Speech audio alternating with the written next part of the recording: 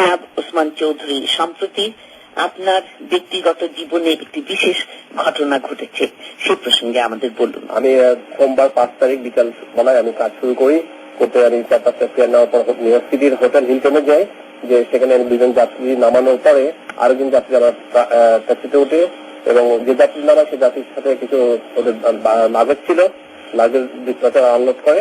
তারপর আমাকে ওই মহিলাটা আমাকে বলে তার ডেস্টিনেশন একটা অ্যাড্রেস বললো, সেখানে আমি নিয়ে গেলাম। আমার ভাড়া ছিল $10.70। উনি আমাকে $20 দিয়ে বললেন যে আমার $9 ব্যাক দাও।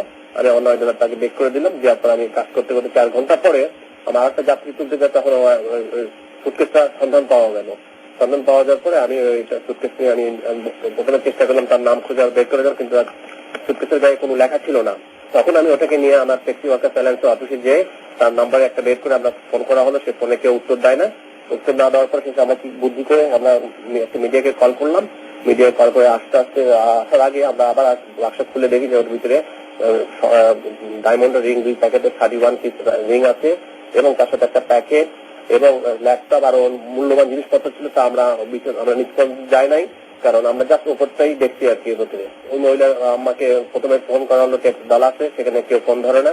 তারপর দ্বিতীয় নম্বর খুঁজে বের করে ডালাসে আবার ফোন করে, তখন একটা কাজের লোক ধরছে। তখন আমরা বললাম যে আমরা নিউ ইয়র্ক থেকে ফোন করছি, ক্যাবের ভিতরে একটা সুটকেস পাওয়া গেছে, আমরা মালিককে খুঁজছি।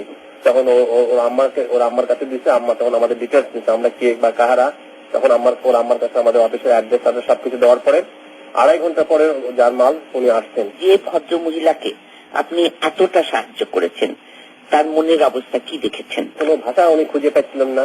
উনি আমাকে কিভাবে সম্বোধন করবেন, উনি কিছুতেই কিছু বলতে পারছেন না। যে আজকে বলছে আমি কখনোই ভাবতে পারি নাই আমার এই সুটকেসটা আমি ফেরত পাবো। তখন উনি আমাকে খুশিয়ে বললেন যে আমার কাছ থেকে আপনি কি চান? তখন বলছে আমি কিছুই না, আমি আপনার জিনিস আপনাকে বুঝিয়ে দিতে আমি খুব আনন্দিত এবং গর্বিত বোধ করছি। আপনার জিনিস আপনি বুঝিয়ে নেন। উনি আমাকে বললেন যে না, আপনাকে কিছু নিতেই হবে, কিছু নেবেন। তখন বলছে না, আমি কিছুই নেব না, থ্যাংক ইউ, এটা আমার জব, আমি খুব খুশি হয়েছি। তারপরে উনি আমাকে বললেন ঠিক আছে, আমি আপনাকে আর অপমান করবো না, আপনাকে আর লজ্জা দিব না। তো আমাকে জিজ্ঞেস করলেন উনি যে আমি কয়েক ঘন্টা সময় নষ্ট করছি। তখন আমি ওনাকে বললাম যে আমি 2.5 ঘন্টা সময় নষ্ট করছি। উনি আমাকে আবার জিজ্ঞেস করলেন কত করে আমি ইনকাম করি ঘন্টায়, প্রতি ঘন্টায়। তখন আমি বললাম $25। তারপর উনি চিন্তা ভাবনা করে আমার পাশে আমার ডাইরেক্টর ছিলেন, উনি বললেন যে ওনাকে আপনি $80 দিবেন, কারণ ওনার রাসমান নষ্ট করতে আর উনি বিজনেস করতে পারবেন এই সময়। তখন চিন্তা ভাবনা করতে করতে আমাকে একটা $100 চেক লিখে দিলেন, আর বললেন আমাকে বললেন যে আপনি চিন্তা করেন, আপনি টাকা নেবেন, ডলার নেবেন, মানি নেবেন না জুয়েলারি নেবেন। আমি আবার ওনাকে থ্যাংক ইউ দিলাম, যে সম্বন্ধে আমি কিছু আপনাকে বলতে পারবো না, আমার কোনো এখানে চাওয়া পাওয়ার নেই। মাহাত্মের কথা নিয়ে তো বটেই, সমগ্র যুক্তরাষ্ট্রে আলোচিত হচ্ছে এবং অনেকে আপনার সাক্ষাৎকার নিচ্ছেন। আপনার কেমন লাগছে? আমার সিম্পল রেগুলার জবের মতন একটা, আমি মানুষের বহু এই যাবো 10 বছরে অনেক জিনিস পেয়েছি, অনেক জিনিস রিটার্ন দিচ্ছি, আমার মধ্যে কোনো প্রতিক্রিয়া ছিল না। এটা করে আমি সেই চোখেই দেখছি। New York city daily news আমাকে কল করে রিপোর্টার যে আপনার কাছ থেকে আমরা রিপোর্ট করবো। আপনার আমার কাছ থেকে ইন্টারভিউ নিলেন, নেওয়ার পর এটা বুধবার দিন প্রকাশ করার পরে নিউ ইয়র্ক অল আমেরিকা শুধু আলোড়ন সৃষ্টি হয়ে গেছে। এবং আমাকে রিপোর্টাররা বলে যে আমরা জীবনে অনেক স্টোরি করি, কিন্তু এরকম স্টোরি আমি পাই না রিয়েলিস্টিক।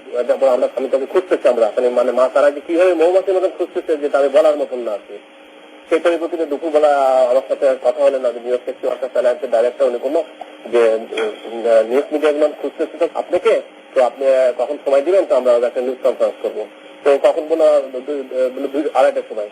বাই দিস টাইম একটা নিউজ মিডিয়া আমাকে কল করলো আমার বাসার নাম্বারে, করে আমাকে জিজ্ঞেস করলো যে আমার সাথে কিভাবে তারা যোগাযোগ করবে। তখন বললো আমি তো 2টার সময় আমার ইউনিয়নের অফিসে যাচ্ছি, সেখানে আমি মিট করবো। তারা করছে আমি 2টার আগে যাওয়া দেখি ওখানে 15-20টা নিউজ মিডিয়ার গাড়ি পার্ক করে দাঁড়ায় রয়েছে আমার অপেক্ষায় দাঁড়ায়। তো আমি ঠিক 2টার সময় পৌঁছেছি, কিন্তু আমার ডাইরেক্টর আসলে তখন আমি ভিতরে চুপচাপ বসে অপেক্ষা করতেছি। তারপরে আসলেন, আসার পর আমার সাথে ইন্টারভিউ নেওয়া শুরু করলেন। এর ভিতরে ইন্টারভিউ নিতে নিতে নিউ ইয়র্ক সিটির সিটি কাউন্সিলর আমার দিক থেকে, আমি জানিও না যে ওনাকে আমি রিপোর্টও করি নাই, উনি পেপারের মাধ্যমে দেখে আমার জন্য সার্টিফিকেট নিয়ে ওখানে নিউজ মিডিয়ার সামনে আমাদের সার্টিফিকেট বিতরণ করছে যে আমি বাংলাদেশের ইমিগ্রেন্ট, প্লাস আমি একজন সচ্চরিত্রবান, এই জন্য অনেস্টি, এই জন্য আমাকে তারা খুব ভালো লাগছে এবং বলছে আগামীতে সিটি হলে নিয়ে যে আমাকে তারা পুরস্কৃত করবে। একজন প্রবাসী বাংলাদেশী হয়ে মাতৃভূমির জন্য যে গর্ব আপনি বয়ে এনেছেন, তাতে আমরাও ভীষণভাবে গর্বিত। ওসমান চৌধুরী সাহেব, আপনাকে ধন্যবাদ। তার সাথে আপনার